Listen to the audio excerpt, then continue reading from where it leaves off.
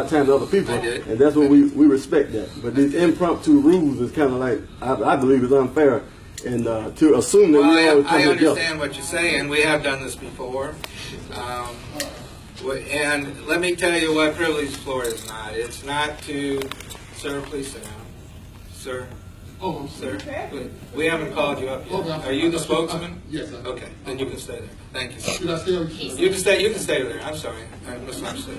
This is not the time and the purpose to come meeting after meeting on the same issue. That's why we have the protest. You're welcome to go out and do that. You are welcome to speak like you have last time, and you have many, many times. So at this point, Hello, good morning. Good morning. Commissioner, Mayor, and the public. I said my comments won't be limited to the chief, and I made it a fact that was that last week. I don't have anything personal against Chief Harris, because we've never had any personal dealings. What I do have a problem with is that whenever we as members of the public come to the commission and come to the media and voice our concerns about something, and like the brother said, to piggyback on what he said, it became more about my background than it came about what I'm speaking about. I'm speaking about the voices of the public and the people in general. And now because of the statements and the admission by Chief Harris that he recruited some members of his neo-Confederate history enthusiasts, or whatever you might want to call it, but because they stand behind that flag, because there were a number of officers who were seen in that picture, to name a few, Carlton, Bubba Ott, Clark Rice, the former sheriff, Mr. Andy Hughes, because these people continue to be in local law enforcement, I believe that personally, and if you all have the authority to do so, that order an independent investigation and an audit of the department. It's not just Steve Harris who said he denounced his affiliation. There are members right now of our law enforcement residing over our streets and making our streets feel unsafe and being intimidated and patrolling our neighborhoods like the Gestapo. And we've become so victimized by the war on drugs and the desire to find kibbles and bits of drugs. Because they're not finding airplanes of drugs, because we don't have no airplanes, and we don't have no boats. So they're going around terrorizing our neighborhoods, these same officers with this same Gestapo mentality. And so when you look at the department as a whole, it's been permeated with people who believe that we as black people are third and fourth class citizens. And so that's why we don't feel safe. It's not just about him, but the people who he has fostered that mentality and permeated the entire department. And I believe they all, for that matter, it should be looked at. It should be looked at closely and not just seen as somebody disgruntled. I'm not bitter. I've admitted to my wrong. I don't need the hometown news reader, Ken Curtis, to tell me that I've been to prison before. Because that's the first thing out of my mouth. I made some bad decisions. I don't need Ricky Stokes to tell people that I'm a thug or I'm a malcontent. But he's making money off these thugs. Because if it wasn't people going to jail, he couldn't run a bond company. But these things need to be looked at carefully, and it's not just a race issue. Because I don't have a problem with people of all kinds if they intend to respect and treat everybody fairly. So as a conclusion, I would just say the point of this, my speaking is that the police department should be looked at because they're in direct violation of a rule of their own, not the rule that we created, but it says that no member of the police department should become affiliated or associated with an organization that brings the department into credibility and question. And if anybody doubt that being a part of a neo-Confederate organization does not bring the credibility of their department into question, just look at the national news. We've been given a black eye because of this.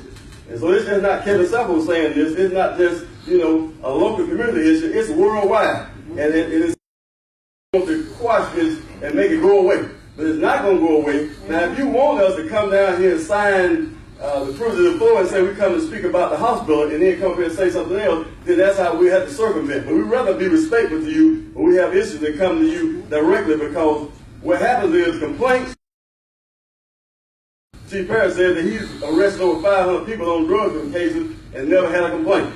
But I'm here to tell you, I never filed a complaint, but I never felt that going to his supervisors, for instance, John White and those who preceded him, I never felt they were going to take my complaint serious. I'm a known so-called criminal. And so that's why people don't complain about it. And when people bring it to you all's attention, it seems it's trying to be brushed down the rug and silence these people. We don't always have the same voice, but all of our voice should be the voice that matters. Thank you for your time. Thank you, sir. I appreciate that. All right, so at this point, we'd like to...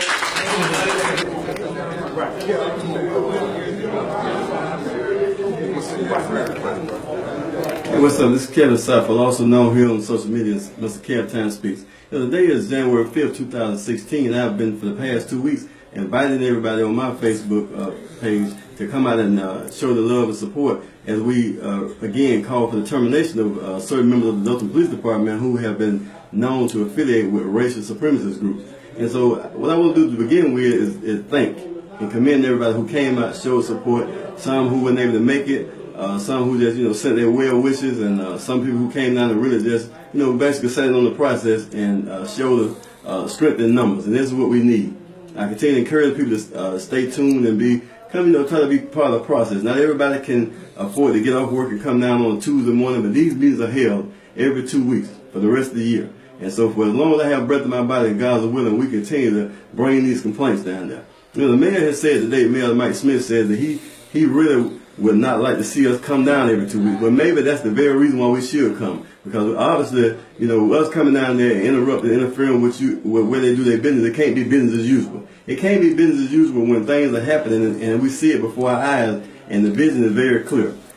What good does it do us to continue to build businesses here, bring commerce into the state, and put money into their pockets for these politicians and these business owners if our city is like 30 years behind? And we heard one of the speakers today said that Dothan is a model city. Well, exactly what is it the model of? The model is we actually 30 years behind or more, and we're living in next to the Jim Crow era, where black people's voices have really not made a difference in this town because we haven't had a real response to our complaints for the previous 2 weeks. We heard one of the commissioners today say, matter of fact, Commissioner Dothan, say that things such as business and school and education is more important. Well, I feel that, the people who run our government, the people who control our city, then we holding them accountable is at the very top of the chain, the top of the things that we find important. And so if he don't believe that the complaints of his constituents, the people who voted him in the office, if he don't believe that their concerns should be primary in his daily, duty as upholding his hope, if he don't believe that, then we'll show him when the time comes that is not what we, find important. And you are working for us. Please remember that. The mayor does not have a job to give you unless you want to go become a police officer. You can support Steve Parrish all you want to, but at the end of the day, it is us, it is the voters of District 1 who has put you into office. So just bear that in mind when you try to minimize our grievances. And he made a statement, he made a quote that I've said several times on Facebook here, that from Dr. Martin Luther King Jr., when he said that there's nothing more dangerous than willful ignorance and conscientious stupidity. And he ended that by saying that the shoe fits wear it. Now, Kevin, I believe, you're entitled to your opinion about that, and but I believe that was kind of taken out of context. I believe that you basically directed that at the black community and the people who have complained and sided against Chief Parrish.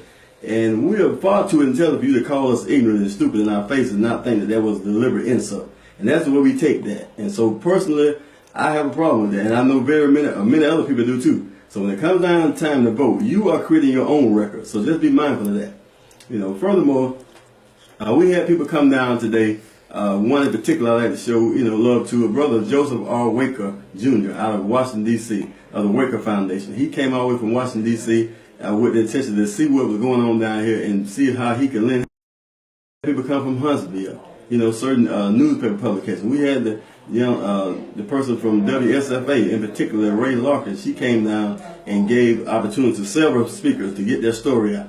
These are people that's coming down to try to show support and to lend our voices, the ear that we need, and to make sure that our voices matter. And so the very least that we can do, when I invite 1,000 people or more to come out, and I go out and print signs out of my pocket to pay for signs and magnets and stuff to get the word out, the very least that we can do, the people that we speak on behalf of, to show up, to participate. If you can't show up, at least somehow find a way that you can contribute to what's going on. We turn up for everything under the sun. The first Friday, the first Thursday, when the fair comes, we break our neck getting out there. When Christmas comes, we break our neck getting to the mall. We can find ways to do everything we want to do. Well, I'm asking you all again to find ways to participate, be a part of this community movement.